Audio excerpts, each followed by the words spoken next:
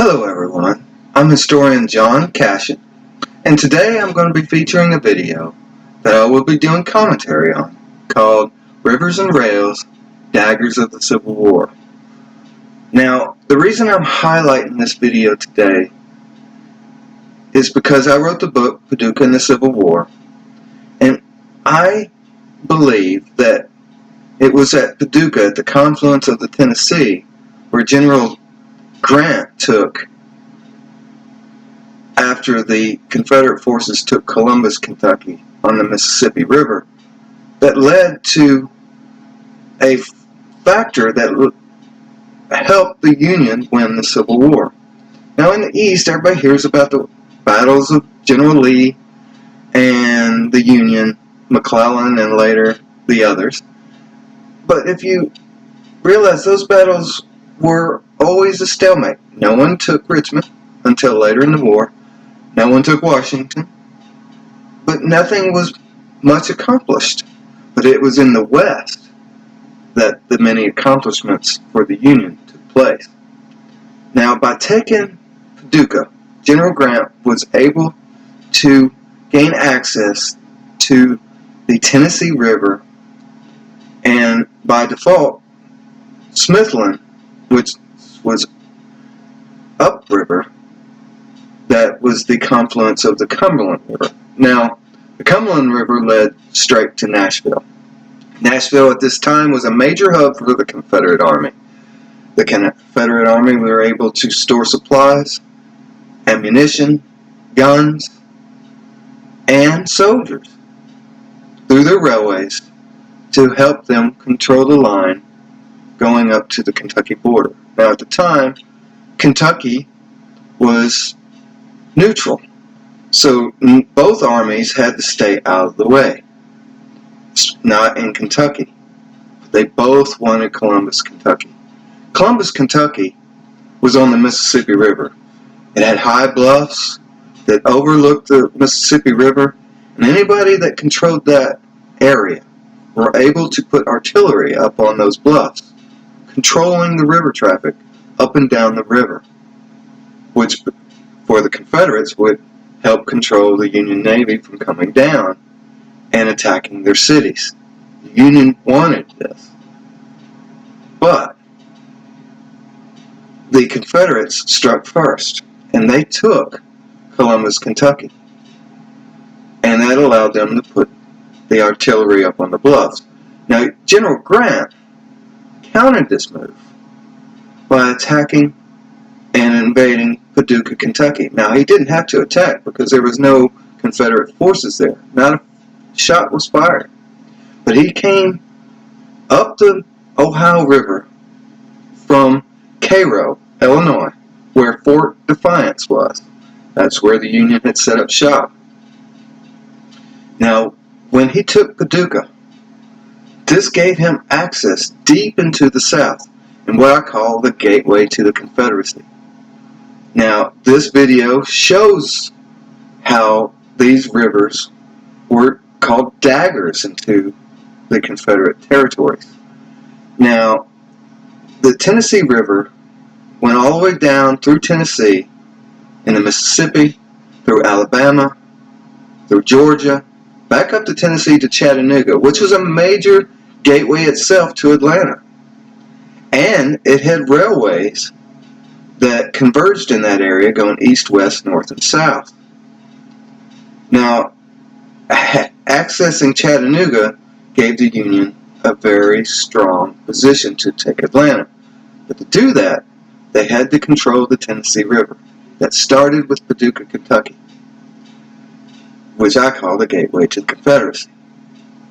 Now, we're going to watch this video, and it's going to show different events and different factors of how the rivers and the railways helped control the war, which the war was won in the West, in my opinion.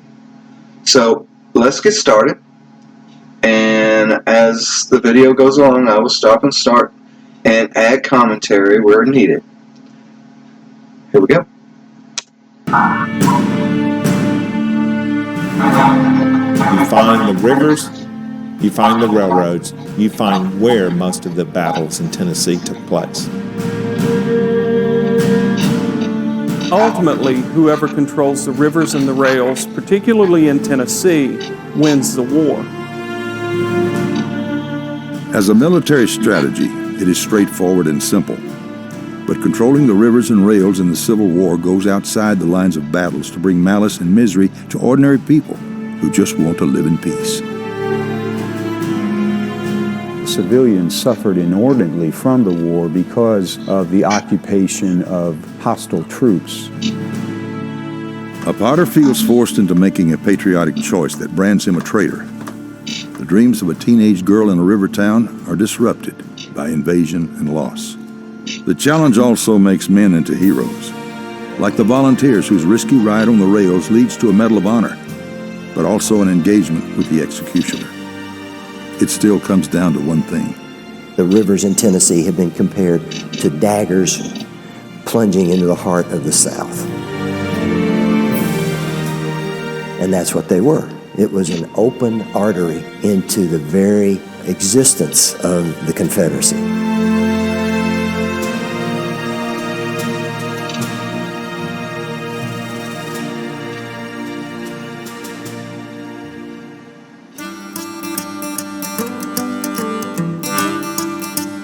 It is the good old days of the South, and Tennessee is right in the middle of it.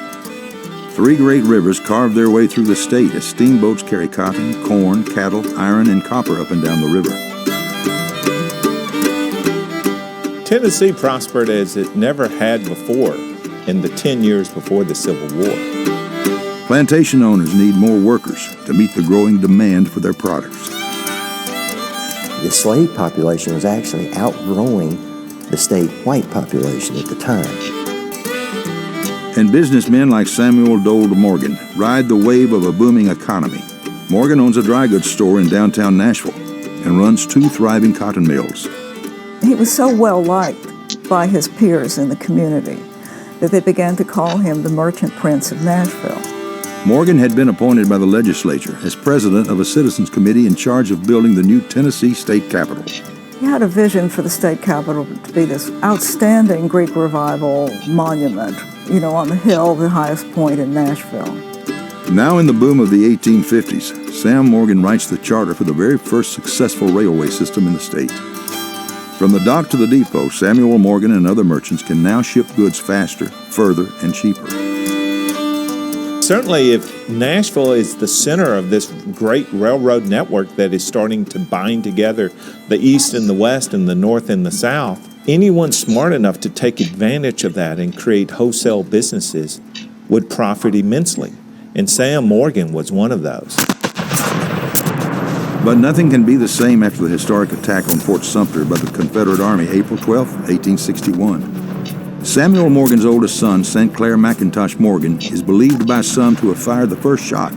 A younger son and namesake of his father, Sam Morgan, joins the Kentucky Cavalry to serve with his cousin, the soon-to-be legendary Brigadier General John Hunt Morgan. The Confederate hero will aggravate the Union Army by attacking the very railroads that helped to make his uncle successful. And Samuel Morgan himself starts a brand new business that once again relies on the rivers and rails. He manufactured percussion caps in South Nashville, which were used at the Battle of Manassas. So those same rivers and rails that had transported prosperity to Tennessee and the South will now become lifelines for moving men, ammunition, and supplies to a war that splits the nation. We don't think very much about it today because we can drop paratroopers anywhere in the world. But back then you had to transport 30, 40, 50,000 men per side. And you didn't do that by putting them on a trail and getting them to walk in a specific direction. You had to put them on rail cars, or you had to put them on boats, and you had to get them to the field. In the rocky region of East Tennessee, where cotton is not king, people like Christopher Alexander Hahn find other ways to make a living. He went by the initials C.A. or Alex. Most people called him Alex. He was probably, if not the finest potter that Tennessee ever produced, he was one of the finest. In 1861, Alex Hahn, a father of 5 children, works and lives in a community called Potterstown, which is occupied by the Confederate Army. Like most of his neighbors, he is a supporter of President Abraham Lincoln and the Union cause. They felt that the Union had been created by their forefathers, and they didn't want to see it dissolved. William Carter, a former minister, comes up with an idea to burn railroad bridges across East Tennessee to slow the movement of Southern soldiers. General George Thomas helps arrange a rendezvous in Washington with the president himself. They had a meeting up there, and Lincoln approved the plan and promised them that federal forces would invade as soon as the bridges were burned. Among the secret conspirators on that early morning, November 8, 1861, is Alex Hahn. He is joined by a neighbor, Jacob Harmon, and his two sons, Henry and Tom. A potter's assistant, 21-year-old Jacob Henshaw, and Henry Fry, a shoemaker, are also part of the plot. It was a cold night, and the 7 Confederate bridge guards were in a tent, and they had guns on them before the men even knew they were there. Get on out of there! We'll shoot you where you like! Put your hands up! Put your hands up! Get out of there! Let's shoot anybody else! They had them outside, and all the time the bridge was being set on fire. The story is that there was a discussion. I say we kill them. Some of them wanted to kill them on the spot so there'd be no witnesses, and others said no. No, we can't do that. One thing to kill a man in the field of battle. These men are unarmed. Can't kill them in cold blood. That position finally prevailed with the stipulation that the men would take an oath that they wouldn't reveal anything they saw or heard that night other than that the bridge was burned. The Confederacy responds to the bridge burning rapidly and ruthlessly. Alex Hahn is arrested the very next afternoon along with Jacob Harmon and his sons. Confederate War Secretary Judah P. Benjamin offers no mercy. All such as can be identified in having been engaged in bridge burning are to be tried summarily by drumhead court-martial and, if found guilty, executed on the spot by hanging in the vicinity of the burned bridges. The Confederacy was terrified of what the war might become if East Tennessee Unionists became too bold. Jacob Henshaw and Now, East Tennessee did have a lot of Unionists. There was a large group that believed in the Union Army, and they weren't Confederates. But they had to hold their tongue, as you see, because if you didn't, and if you tried to use guerrilla tactics, then you were executed on the spot. This was to eliminate any further incidences. Now, this happened also in the western Kentucky region in the Jackson Purchase. And later in the war, the Union, especially under General Payne, used a reign of terror to go after these guerrillas that were attacking within the area. Now, they used the same tactics. They killed people on the spot near where it happened. This was to eliminate, but all it did was inflame many sides, and then you had different families fighting each other. And then you had guerrilla tactics, and then you had others that were just opportunists that would rob people just to get equipment and horses. Now, this was a problem in the Civil War. It was a problematic, and it reoccurred many times. Henry Fry go on the run, but are captured within a few days. After a quick conviction, the two men are hanged from an oak tree near the Greenville Railroad Depot. Alex Hahn and the Harmons are likewise found guilty. Hahn is publicly hanged from a gallows on December 10th. He leaves a letter for his pregnant wife. I have the promise that my body will be sent home to you. Oh, live for heaven, oh my bosom friend and children. Live for heaven, I pray. My time is almost out, dear friends. Farewell to this world. Farewell to earth and earthly troubles. Jacob Harmon and his son Henry are hanged just a few days later. Henry Harmon was put on the gallows first, and the rope broke, and his half-lifeless body fell to the ground, and they had to hang him again, and of course his father saw all that. Lincoln's army has been a no-show. Somebody without Lincoln's knowledge decided that the army was too strong in the Knoxville area for them to invade East Tennessee, and they got here 2 years later after the 5 men were hanged and their families had been taken basically everything they had and run out of their homes and so forth. The railroad bridges are quickly repaired, but the Union Army is moving troops throughout Kentucky, and the Confederacy has more than 300 miles of Tennessee border to protect. The Mississippi River offers the Federals a highway to Memphis, so Southern General Albert Sidney Johnston puts up a roadblock. The Columbus fortifications on the high bluffs in Columbus, Kentucky, were the Gibraltar of the Confederate fortifications in Tennessee. Or that's what they had planned them for. Union General Ulysses S. Grant uses confusing military tactics. To convince his enemies, he plans an attack on Columbus to access the Mississippi River. But then he makes an unexpected move that will drive his army and the Navy straight into the soul of Mississippi. Now, I did a lot of research on this, and when he said he used confusing tactics to mislead the Confederates, part of it's true, but they also wanted Columbus as well. Many of the messages sent back and forth to the headquarters all said that Columbus needed to be taken. Paducah was an afterthought, but it was an afterthought that would be used if Columbus was taken by the Confederates. This is how the Union felt, and Grant knew this. Middle Tennessee. He went upriver to Paducah, came down on the Tennessee, sent troops down on the Tennessee and the Cumberland rivers, which were parallel to each other, and attacked Fort Henry and then Fort Donelson. Now, to explain this whole event right here, they came into Paducah. They didn't just immediately attack Fort Henry and Fort Donelson. They used Paducah as a training ground. They brought troops in from Cairo at Fort Defiance. They trained in the area. In fact, General Smith used to be a professor and also the commandant of the major army of the United States. And he taught Grant and Sherman and many others. He was based in Paducah. Now, he trained these troops to prepare for later attacks. And so when you see in this video, it makes you think they went straight through Paducah. They did not. They stopped. But they also took Smithland, which gave them control of the Cumberland River. So that gave them access to both Fort Henry's and Fort Donelson.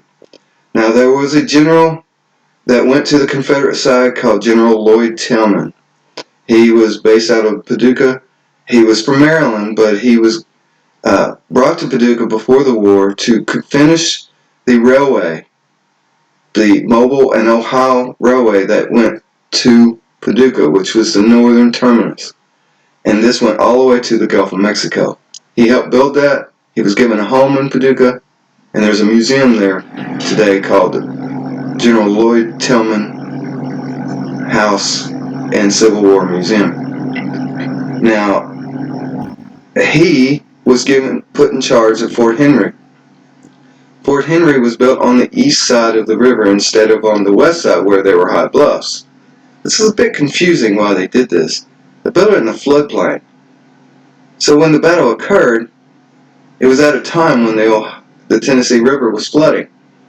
And much of the fort was underwater, which didn't give the defenders of the fort much of a chance to succeed, especially when the gunboats came down and they were level with the fort, which gave the gunboats a tremendous advantage.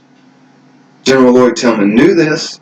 He sent most of his troops out, gathered a group of volunteers to try to defend the fort, but he was captured after surrendering the fort to the gunboats. Now, this gave the Union Army access to Fort Henry, which allowed them to travel east to Fort Donelson, but also allowed the gunboats to come up the Cumberland River to attack Fort Donelson from the riverside. Now, Fort Donelson, however, was built on high bluffs, and that allowed the artillery to shoot down at them, at the gunboats. And the gunboats had to shoot up, so they were at a tremendous disadvantage, and they were unable to affect the battle at all. In fact, when they attacked, most of them were crippled and floated back downriver away from the fort. Admiral Foote was injured in his foot, and it created a problem for them, and there was not much that the Navy gunboats could do. So this left the battle up to Grant and the soldiers. And so we'll go from here. If you take Fort Henry and you move south, which is actually up the Tennessee River, you will eventually end up in Mississippi and Alabama before re-entering Tennessee at Chattanooga. If you follow it even further upstream, you'll go through East Tennessee, even into Virginia. So that's how important the Tennessee River was. If you enter the Cumberland at Fort Donelson, it'll take you into downtown Nashville. Fort Henry is already flooded by the rising river and falls quickly. Up next is Fort Donelson, where the Federals attacked with both ground troops and gunboats in a vicious 5-day encounter. I had mentioned earlier that the Tennessee went through Georgia. In fact, it did not, but it gave access to Georgia, especially in the northwest corner. So I needed to clarify that. Here where U.S. Grant earns the nickname Unconditional Surrender. The ability of people like Ulysses Grant to recognize early on in the war the importance of the rivers and securing the Mid-South is really the crucial breakthrough strategically. Among the many Confederates taken prisoner at Donelson are St. Clair Morgan and another young soldier named Robert Haskins of Clarksville, where Union forces are headed next. Robert's little sister Martha is a well-educated Southern teenager known as Nanny to her family and friends. Her diary describes the immediate impact of war in a river town. The citizens were running. There was already 2 hospitals here which were filled with the sick, and they, poor fellows, were crawling out from every place, walking, going on horseback, in wagons. The very first entry that Nanny writes is about how panicked everyone was. They were caught off guard. They thought Fort Defiance might protect them, and then when Fort Henry and Fort Donelson fell and the Union troops came in, people were panicked. Indeed, they went A little confused by her statement because Fort Defiance was controlled by the Union in Cairo, Illinois. It was Fort Henry and Fort Donelson that were on the Confederate side. It was at Union City where the Confederates set up shop, and also in New Madrid, Missouri, on Mississippi, that they had access to go into Kentucky from Tennessee and Missouri. any way to get out of reach of the Yankees, for it was not known at what moment that the Vandals would be here. That type of warfare leads to an enormous effort by the armies to keep the civilian population under control. And they do it with these huge bureaucracies, a provost marshal. They're making citizens take loyalty oaths. They're punishing them for treasonable activities. They're confiscating their property if they find out that they're supporting the Confederacy. I mean, these are very real burdens and damages and losses that people suffer. This is why most Tennesseans go to fight for the Confederacy, not necessarily because they're pro-slavery, but because the Union Army invades Tennessee and does so by the rivers. Nanny Haskins gets word that her brother Robert has died in a prison camp. And it is no surprise that at 16 years old, she can't stand the sight of a Yankee. Those hateful gunboats. They look like they are from the lower regions. Now, this is the second night that 4 of them have been anchored in the river opposite our house. I know they are frightened. They've placed their gunboats so that if an attack is made, they can shell the town. Poor cowards. I can just turn my head now and see them crawling about the boats like so many snakes. But the federal invasion of Tennessee is just beginning. Grant now has Nashville in his sights, and the panic in Clarksville pales in comparison with the one in the state capital.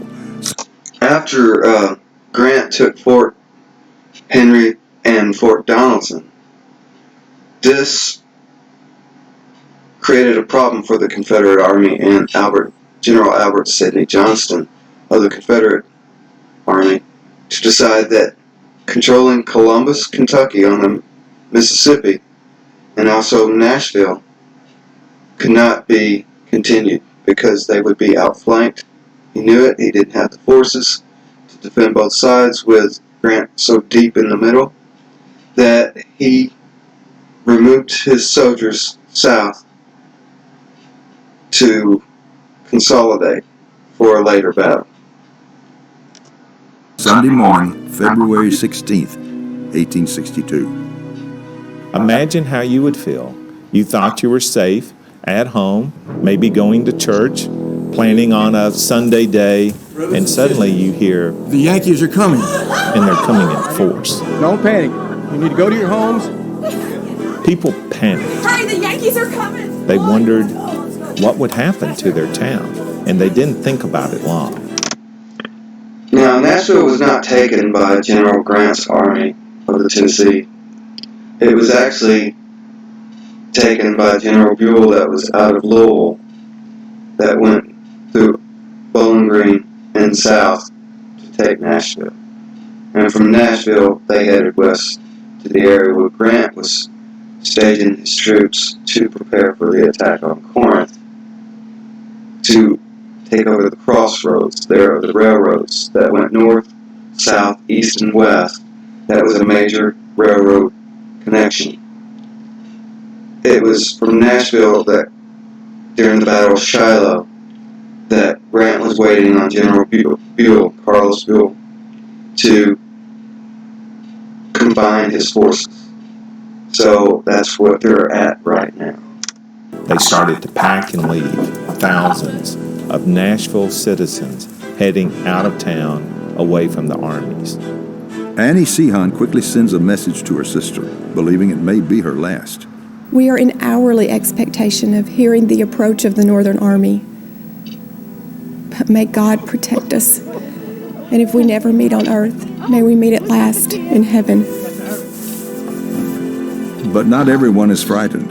The arrival of Union troops in the city brings an opportunity for slaves to be free. As they watch in disbelief, their masters run away. Imagine how it was for them to see that. They had never seen that in their life. These were domineering figures, and suddenly they're fleeing. By the time Yankee gunboats roll in on the Cumberland River, there's no one there to fight them, and Nashville becomes the first major transportation center to fall. Rather than make a stand, Confederate General Albert Sidney Johnston gathers his troops to abandon the city. They weren't those proud young men in uniforms that had been sent off to the war a few months before. They were guys running for shelter, running for cover, moving south. I think so many citizens never thought that Nashville would fall without a determined stand to protect the city, but it did.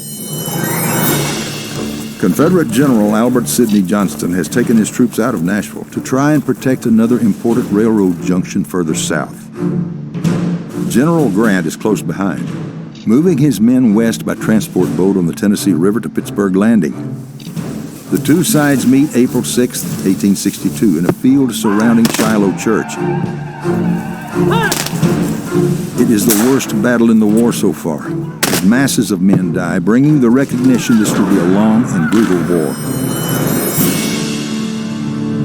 People often ask, why did they fight for just a church? Well, they weren't fighting for Shiloh Church, even though that's the name of the battle. They were fighting to protect the Corinth Railroad Junction, where lines from the north, primarily the Mobile and Ohio Railroad, connected with the Memphis and Charleston Railroad. This was a crucial junction, and Albert Sidney Johnston wanted to protect it at all costs. It looks as if the Confederate General Johnston might succeed after the first day of fighting. But Union reinforcements the next day send the Confederates backtracking to Corinth, where the Union will soon take control of the railroad junction. Less than a week after Shiloh comes a dramatic event that is famously known as the Great Locomotive Chase. A brave band of Yankee volunteers hijacks the General, which today is on display. A little further about the Battle of Shiloh. It was at Paducah that became a major hospital center that allowed troops that were injured during that battle, especially also during the battles of Fort Henry and Fort Donelson. Many hospitals were set up in Paducah to incorporate all the wounded that were coming down. Also, not only were the wounded a problem, but there was many sick from dysentery and diseases that of just an army traveling at this time. So Paducah, not only being a supply hub from the Ohio River from Cincinnati, where ammunition and supplies were gathered and sent down to Paducah to a supply hub, giving access to steamboats and to go to the army to the south. But it was also a place for those coming down the river, the Tennessee River, to go to Paducah to recuperate from their wounds. At the Southern Museum of Civil War and Locomotive History in Kennesaw, Georgia. The story starts with James Andrews, a house painter and music teacher who is now an undercover agent. He was smuggling quinine to the Confederate forces, and while he was behind Confederate lines, he was gathering information to trade back the other way. So some people considered him a double agent. Andrews' raiders are posing as passengers and take control of the locomotive while the crew is having breakfast at a hotel in Big Shanty, Georgia. Their plan is to sabotage tracks and tunnels that have been providing easy transport of Confederate troops and supplies between Atlanta and Chattanooga. The men find a small saw, and they use that saw to cut the telegraph wire. Accounts also say toward the end of the chase, they're affixing the telegraph wire to the rear boxcar and pulling the wire as the train continues to head up north. The raiders chug north to meet up with the advancing troops of General Ormsby Mitchell, who hopes to capture Chattanooga. But that's not what happens. Andrews is delayed at Kingston, Georgia, waiting for southbound train, and this allowed a very tenacious conductor, William Fuller, to make up ground, first on foot, and then with a push car, and then with a small yard locomotive, and then with a larger locomotive. After approximately 90 miles, the Union raiders find themselves very low on fuel. They have no other option but to abandon the general and to make for the woods. Every one of them is caught. 19 of the raiders will become the first in history to receive the Medal of Honor. As a civilian, Andrews is not eligible for the commendation, but he is among 8 of them who are hanged. Back in West Tennessee, the Union invasion continues as Union forces and Navy gunboats are joined by a fleet of steamboats converted into ramming ships by Colonel Charles Ellet, Jr. They carried no guns. They were, in my father's opinion and words, mere substitutes for rams, almost certain in an encounter with a powerful and courageous adversary to go to the bottom, but strong enough to carry with them to the bottom any adversary they might engage. Ellet's fleet is a family affair, with 2 brothers commanding ships and his son serving as a medical cadet. Ellet has the confidence of Secretary of War Edwin Stanton and answers only to him. The test comes June 6, 1862, in the Battle of Memphis. He instantly ordered his 3 largest rams to follow him and led the way on the Queen of the West, running down at full speed. The Queen crashed into the foremost boat, cutting her almost in 2 and sinking her. The Battle of Memphis on the river was not much of a battle. The Federal fleet had really well-manned, well-armed vessels. The South had 8 smaller boats, 7 of which were sunk. My brother, accompanied by 3 men of my father's command, removed the rebel flag from the post office in Memphis and hoisted the United States flag there more than 2 hours before the city was formally surrendered. Now, at this point, by the Union taking Memphis on the Mississippi River, this gave the Union access from Cairo, Illinois, all the way down to Memphis. And then they also had the Tennessee River that went through Tennessee, and then the Cumberland River, and they took Nashville. This pretty much gave the whole western part of the state to the Union Army at this point. But in the course of battle, Charles Ellet Jr. takes a bullet fired from an enemy ship, and the Battle of Memphis would be not only his first, but also his last. Then Memphis became the base for everything down the Mississippi River. Memphis was an important logistical base. It was the headquarters base, and then it became the base for African American freedom because of the huge contraband camps that opened up there for escaped slaves coming to the Union lines for protection. And now the rivers and rails of both Middle and West Tennessee are under the control of federal forces, while East Tennessee remains a Confederate stronghold. The nickname for Chattanooga says it all. It's been called the Choo-Choo for years, a city where trains run in every direction, just as they did at the time of the Civil War. How do you get a Union army from the north to central Georgia and central Alabama, but through the gateway to the Deep South, and that is Chattanooga. And in 1863, the focus would be on this gateway city. Now, I had already mentioned that I believe Paducah is the gateway to the Confederacy. This is the gateway to Atlanta. It will take a series of 4 battles engaging more than 150,000 men for the Union to take control of Chattanooga. With the Confederate defeat on Lookout Mountain and Missionary Ridge in November of 1863, the Confederates lose any hope of any longer keeping the doorway, gateway, passageway to their military-industrial heartland closed and barred shut. Then comes the Battle of Chickamauga, even more disastrous than Shiloh. In the end, it is one of the most costly campaigns of the Civil War. In the Battle of Chickamauga itself, 28% of the troops engaged had become casualties. It's the second bloodiest battle of the war. St. Clair Morgan had obtained freedom from prison after his capture at Fort Donelson. He is among the dead at Chickamauga. Simply by looking at the casualties, you can see another way to judge just how important Chattanooga was in this story of our nation's Civil War and as a struggle here for control of this important transportation center, this river and rail town. The fall of Chattanooga fundamentally changed the Civil War. The Union Army controlled all of Tennessee. If they controlled Tennessee, that meant they controlled all of those transportation links to the north and to the south. So they were totally poised, ready to move on Atlanta. Atlanta falls, and Sherman is ready for his march to the sea. So the fall of Chattanooga changed the course of the war in fundamental ways that meant the death knell of the Confederacy was almost upon us.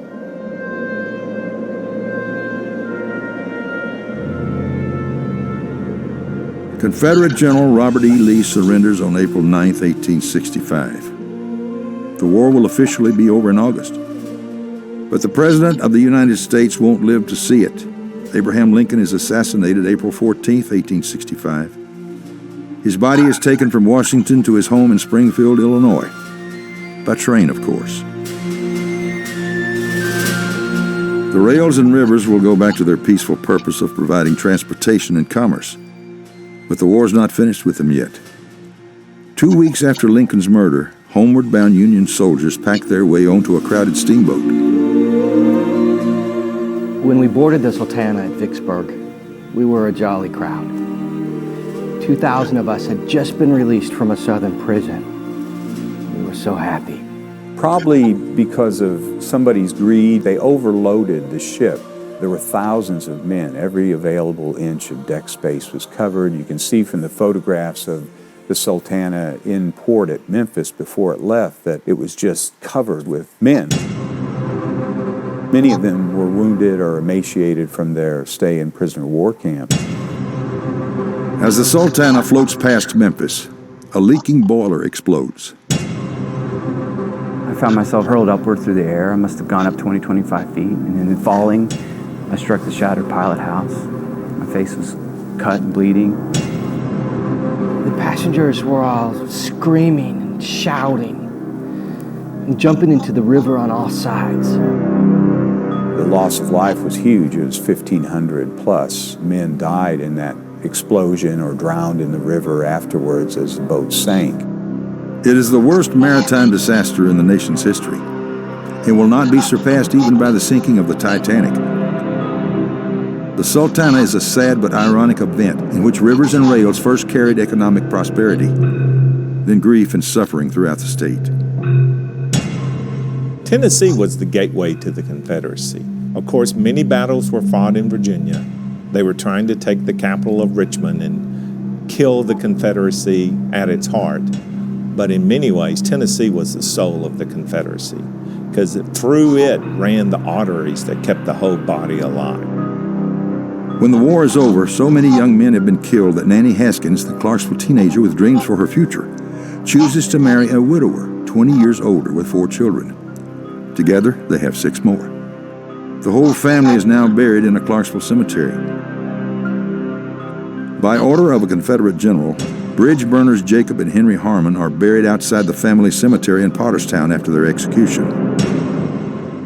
He told the family, I don't want them buried in the cemetery with decent people. Bury them outside the cemetery. There was a rail fence around the cemetery at the time, and they were buried outside, and later on the cemetery was enlarged to take in the grave. You can see now it goes just a little past the graves. Nashville businessman Samuel Dole Morgan's success using the rivers and rails is overshadowed by grief for his 2 sons. The memory of Morgan and his family is preserved in the south wing of the state capitol building where he's buried. My grandmother was given a rose. She was a little girl. She dropped the rose in his tomb before it was sealed. She was born in 1872, and here was this man who was her great-grandfather, and she told me that story. That's remarkable how this kind of connection to history continues down the generations. The latest generations in Tennessee still rely on the convergence of water and steel for prosperity and for the continuing progress of our biggest cities. But there's also another relevant role for rivers and rails as a reminder of our history. You had this colossal military struggle that killed almost 700,000 Americans. But besides the people that it killed, you had 3 times that many who were maimed and wounded. You had the loss of a whole generation of young men, and it profoundly affected everybody in this part of the country, in Tennessee. I mean, it fought in their backyards. They suffered directly from the war.